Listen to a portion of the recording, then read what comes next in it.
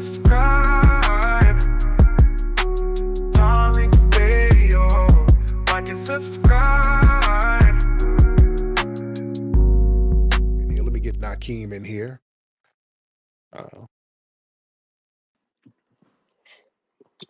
Hey, Mr. Nasheed, how you doing, Mr. Nasheed? I'm good, man. How are you, Nakeem? I'm doing pretty good. So I have a couple questions, sir. Kind of, I'm trying to stay on topic here. It sounds like, to answer your question with the planes and everything, it sounds like it's inside. It's like it's coming from the inside out. It's like America against its own people, and it's basically sounding like, sir, your country's falling, sir, and it's time to come back home, sir. And where's that? Well, you can get your citizenship in Ghana, sir. You can start there. Okay. Bring your family on down to Ghana and get away from there's no plane crashing and no Now, Nakeem, people killing each other. Nakeem, how come you're not over there? Well, I'm kicking it in New York right now, sir. So, all right. And my next question, sir. My next question. No. I'm gonna need you to go over there and get it popping, and then show us the way. So we're gonna let you lead by example.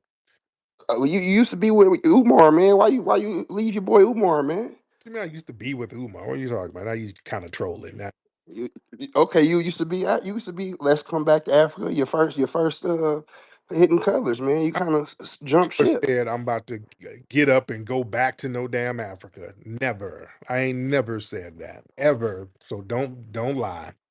No, we don't want. Well, you was pro Africanist when you first came out. Let's be honest. Sir. I don't have a problem with Africa now. I don't have a problem with Africa.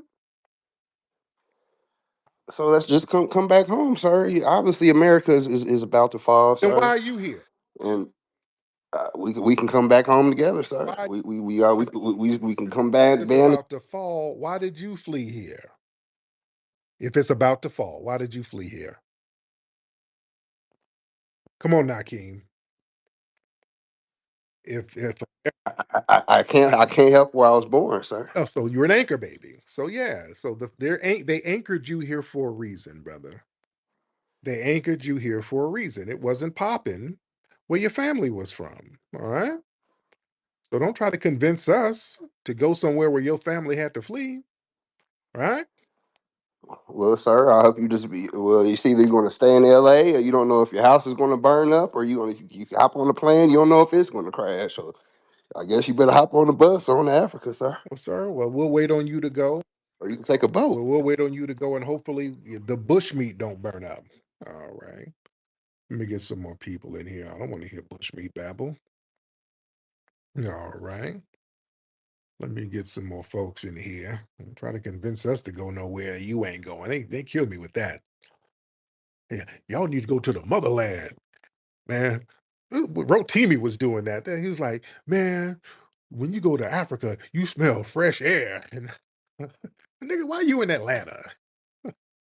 That kills me. Y'all sitting your ass over here telling us about the greatness of Africa. Okay, why your ass ain't over there?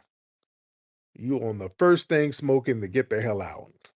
And then want to talk about us. You niggas hate the motherland. You hate Africa. Nobody hates Africa more than you. And you always do this gaslighting thing. Y'all, we're in here talking about something else. They come in talking about Africa. And then we're like, nah, we good. And then they run. These niggas are always talking about us. They hit on Africa every day, nigga. Well, shut up with the gaslighting. We ain't thinking about you. We in here talking about our own thing. Y'all come in here trying to center yourselves. Stop trying to center your damn selves. You ain't going back. You're not that whole trying to convince us to go over there so that you can post up here and eat off our legacies. Nah, we're good. That ain't working no more. You need to go to the motherland. The white man hates you here. And then we got to go over there and some musty tribal nigga hate me too. And he's, we got to worry about that. All right. I'm cool. I'm not trying to have a nigga throw a slab of zebra ribs at my ass. And I'm cool. I don't know what's going on. It's too much bullshit going on over there. No disrespect. No disrespect whatsoever. All right, let's get Fur Ball. What's happening? Then I'm gonna get my brother Salon up in the building. Fur Ball, what's up, brother? And Tariq and my FBA family, it's your boy Furball in there, bit. Oh yeah, what's going on, fam? So man, when I call up here, Tariq, my spirits be wilding, and I gotta let you know, man, you haven't been doing the Majuro Spirit Prayer Oh, in about 8 days. So I'm gonna go ahead on and request that for the family and all those out there that may be stressing and always that, like just like me, Tariq. Bruss, I ain't gonna lie to you, Bruss. I be waiting on you to drop it because I be out here in this Hawaii shit, and dog, I got a calm spirit, but I don't got no calm spirit. Nigga, I be ready to snap out here. You understand what I'm saying? So whenever you get a chance, before you end the show, make sure you drop that for your boy Fur Beezy out here. no doubt, man. I appreciate your Fur. I'll throw that in later for the family. Yes, indeed. Solon, what's up, Solon? Hey, good evening. How you doing today, I'm good, Tariq? man. How are you? I'm fine. I'm fine. So I got to statement in the question. So the ongoing anti-foundational Black American so long propaganda is really nonstop. It's really erasing. They're trying to erase our contributions, equating us with immigrants, and dismissing our historical grievances. But no matter how much they try to rewrite our history, the truth really remains. Black Americans, we built this country. We self global culture and deserve what we are owed. So my question is, based on the statement, with the constant continued gaslighting, like what the tether came up on stage about us wanting to move to Africa, and pretty much downplaying our history, the economic impact of slavery, for example, pushing our slave myths and denying our unique contributions. What is the best way to counter these narratives while staying focused on the push for reparations and self determination? A good question, man. Thank you for the call. Very good question, man. So what we got to do to counter those narratives, man, just really keep on focusing on our history. We're doing what we're doing now, man. Just chopping it up, talking about issues that are pertinent to our lineage first. We're not hating on nobody. We're not crapping on nobody. We're not wishing any ill will on nobody. But what we're not going to do, we're not going to let people use us as doormats. We're not going to sit here having a one side minority coalition. Those days are over. This is the new norm. This goes for all of these different groups because we've been used by them and it's been a one sided thing. We've been benefiting everybody and there's no benefit to us. So we're saying enough is enough. Everybody has to hold their own nuts. We need to keep focusing on what we need to focus on tangibles, and keep asking questions when people come around. Family, let me say this, do not be ashamed to delineate because they like to shame us, family. There's this thing where people try to shame us, talking about we're divisive if we look out for ourselves and our lineage. They got this thing where everybody can appreciate their lineage. People can appreciate where they were born and where their lineage goes to. Everybody except us. We're the only group on the planet who are told that we are divisive simply because we look out for our own damn lineage. That's horse crap. Everybody looks out for their group first, and that's okay. Foundational Black Americans, it's okay when you do it. They try to talk about, well, you niggas are a hit group and all that nonsense. Family, you do not deserve to have people try to use you up and dispose of you. That is not your mission in life. That's what slavery is. That's what the hell slavery was. You being used up and then disposed of after you were no more use. Those days are over. We have too much entitlement with people coming over here and we help them and now they expect us to help them and they think that they're entitled to our help and no they are not. And I'm so glad that we woke up. There's a reason why we woke up. So now, you know what I'm seeing now on social media? I'm seeing a lot of people copping pleas now. I'm seeing a lot of people from the diaspora, some of the non FBAs hopping on TikTok. This diaspora war has to stop. We must learn how to get together. The hatred goes both ways. No, it don't go no both ways. Ain't no hatred both ways. We're not going over to Africa undermining the people there. We're not going to Africa telling the African Union that they shouldn't get any compensation. We're not going to the Caribbean telling them they shouldn't get CARICOM. We're not going over there sabotaging people. We're not going over there getting into court cases on juries helping race soldiers get away with harming people. Let's get real for a minute, family. The reason why we're here with the major delineation movement, tethers have been doing slick ass shit for the last couple of decades, man. Let's be real. Some of the tethers have been doing some real devious stuff. This is what made us say, hey, we need to see who's who. And it got real heavy in the 2000 teens. It got real heavy when we start seeing Obama. And we started to realize Obama's damn neglect of us. We really started to see Obama's neglect right around Trayvon Martin, right around that time. Let's get deep tonight, family. Let's get deep with it.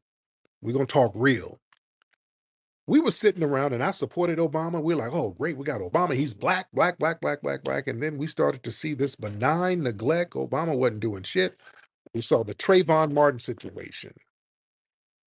Now, Obama and those guys, his administration, they didn't put no federal charges on Zimmerman.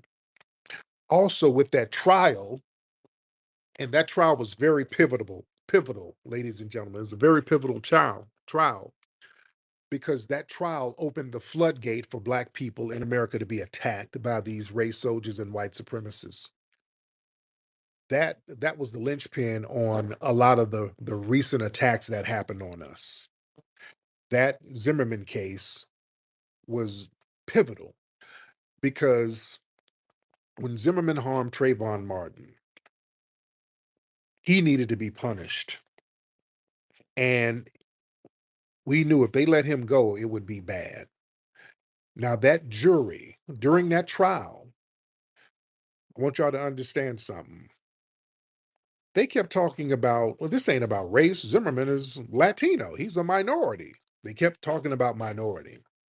Like, no, this is a white Latino. This guy identifies as white. So this is how these terms start to backfire on us, ladies and gentlemen. We start realizing these terms that we use, minority, people of color, and all, these terms come back and bite us in the ass because they can weaponize them on us. Say, hey, this case ain't about no white supremacy. George Zimmerman ain't even white. Yeah, he is. He has the mindset of a white supremacist. Also, you had that chick on there, that Rachel Gentile. Remember her, Trayvon Martin's friend, up there talking dumb as hell. Her big dumb ass, mush mouth, talking stupid on the stand. Like, where the hell is she from? We're like, she's Haitian. She's a Haitian chick. Y'all know that?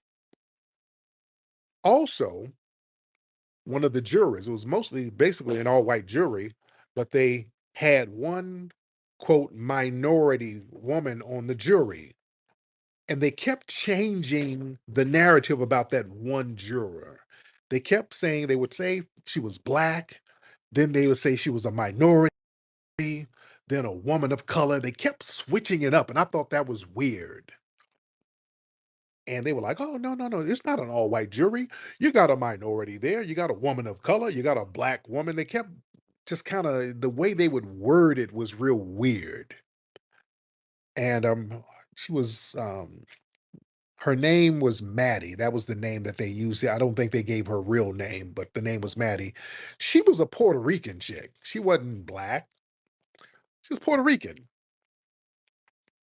So that's significant. And then she started copping pleas after the trial. She was like, "Yeah, I wanted to, I kind of had wanted to vote guilty, but I was pressured by the way the wording was." And she started doing all that damn splaining. But she wasn't from our lineage. You see what I'm saying? That's when we started asking questions. So that so-called person of color who's off code as hell, went in there and let them white people back her down, or if they even backed her down. I think she was explaining.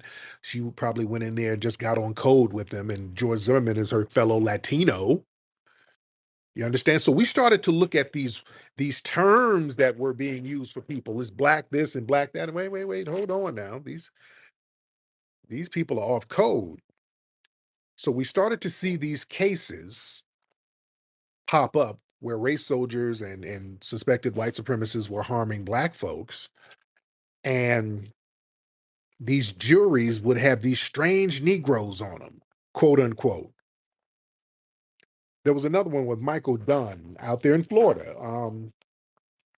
where he killed Jordan Davis. Uh, They were playing, some black kids were playing some loud music, and this suspected white supremacist shot at him and killed Jordan Davis.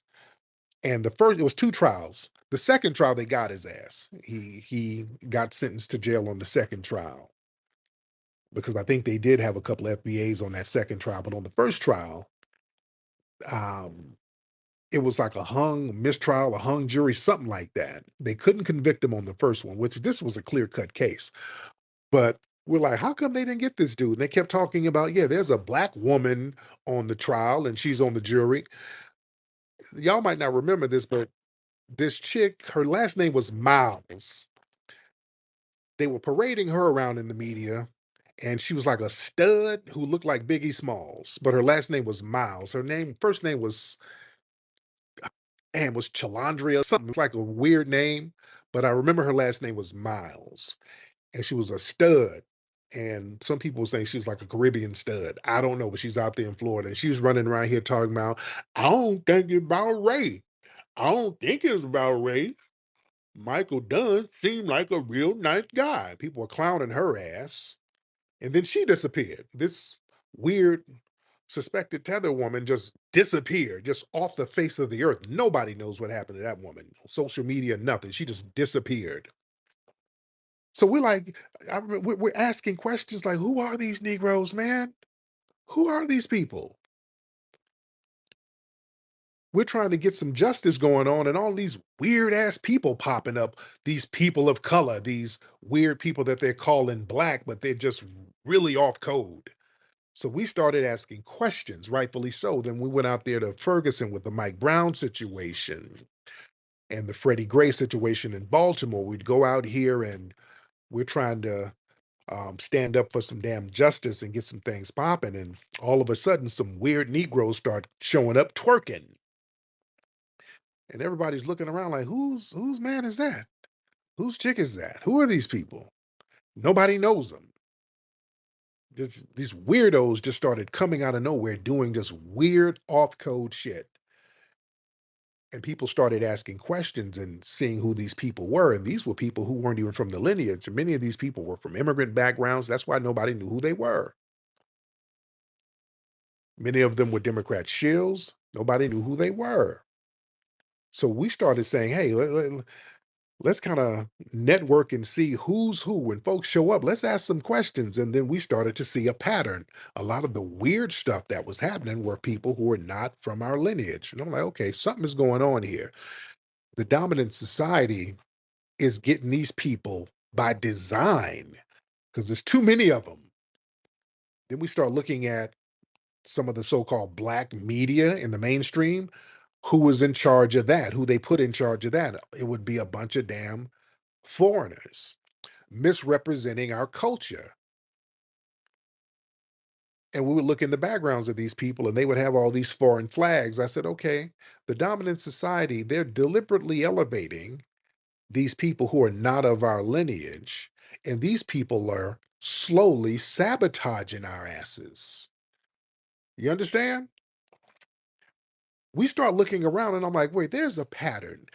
When the hell did we get so off code? I'm like, no, black people, and I know my people. I know black people. I know we can get on code. Like, where in the hell are all these off code Negroes coming from? Then it clicked. They're not from here.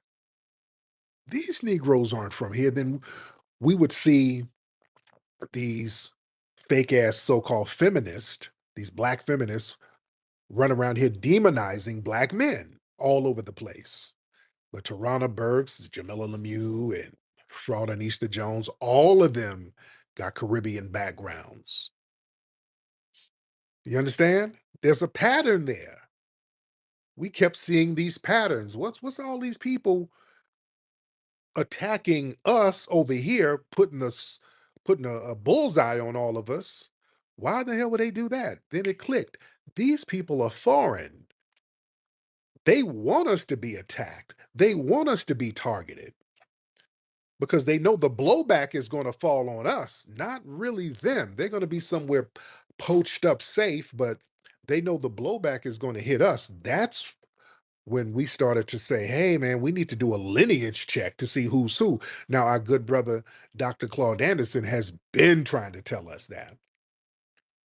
Dr. Claude Anderson, he's been so far ahead of the damn game. You got to take your hat off to Claude Anderson. He's been telling us we are different. Our lineage is different. We are exceptional. We are not no African American. He would use the term Native Black American. And it made sense. So that's why the delineation popped off the way it did. And we put a monkey wrench in their play because in the political realm, their job was to continue to flood us with these tethers and do it right under our noses so we wouldn't realize what was going on, because the name of the game is to promote us, to promote this big old Pan-African, we're just one big old lovey-dovey Pan-African family, but we're the only ones promoting that. And we kept seeing how dangerous that was to us. We kept seeing, while we're sitting up here talking about, yes, kumbaya, Pan-Africanism, oh, no, no, no, we love everybody, we all one big brother. These non-FBAs would get in these political positions and then look out for other damn immigrants.